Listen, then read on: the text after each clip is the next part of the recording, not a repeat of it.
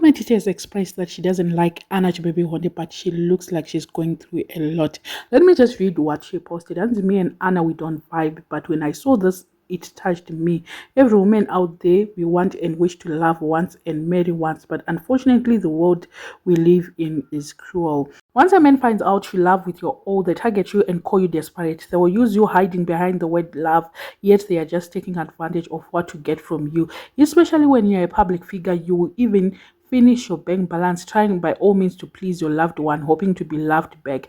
I'm in my third marriage and other relationship I've been in, not because I chose to, but all I needed was to be loved, but I ended up being a target. They used me as their bridge and left me hanging.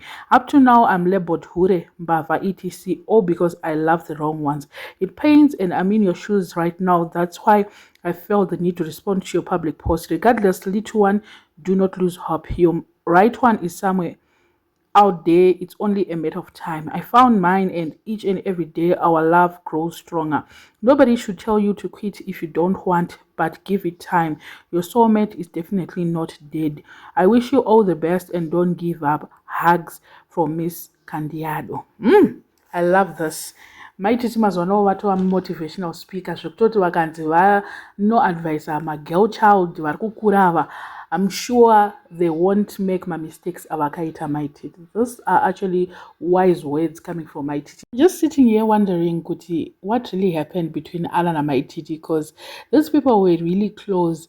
Hapana function yaitika yaMaititi ukasaona Anna achienda ikoko, and Anna at some point akatombosupportwa naMaititi zvemapeds naProphetess, something like that, but nenyaya yekungoti Anna akangonyorawo statement rakabva rangonzi ndozviri kuitika kuna Maititi, which means kuti ari kutaura Maititi panyaya iyi, and ndobva watotanga kuti pane beef pane chi. Maititi vakatanga kutomutuka kuti fesi nehurwa chichichi. I remember the conversation but not all of it, but I think kuti ndopakangotangira ruvengo rwavo ivo. Otherwise Anna aiatenda zvinhu zvaMaititi achitoti my big sister, my what vanhu vakatombomutuka vakati Maititi vaunongoendera mafunctions aya, one day is one day, and it so happened kuti that day arrived.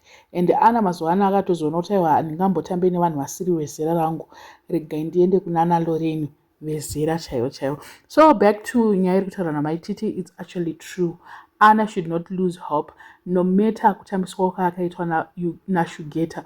She feels like she was used. Zviri kutaura naMaititi kuti kana uri public figure, be careful. Not only public figures, but everyone should just be careful about varume ava. They will use you, and at the end of it unotozopepuka papaya kuti ko handisisina mari, ko chandainyanyoshingira pamunhu apa chii, usisina zvinhu zvako zvawakambotanga murelationship uri.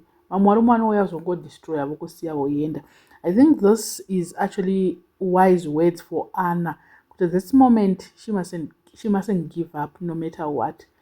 Kana rudo rwacho ruchinetsa kumacelebrity, ko kuzoti kune Yesu zvedu. Kwatiri handiti atori ma1, kana macelebrity achistruggle the way they are struggling to fall in love like this, kwesusu.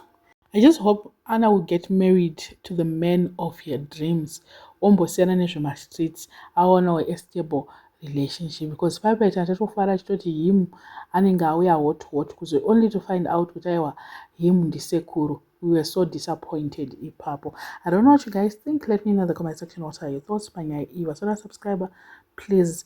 I'm so excited. We have reached 32,000. Now on our way to 33. Ngatiti 33 tingoisvitsa before the end of December. Then next year we know 50,000 is possible.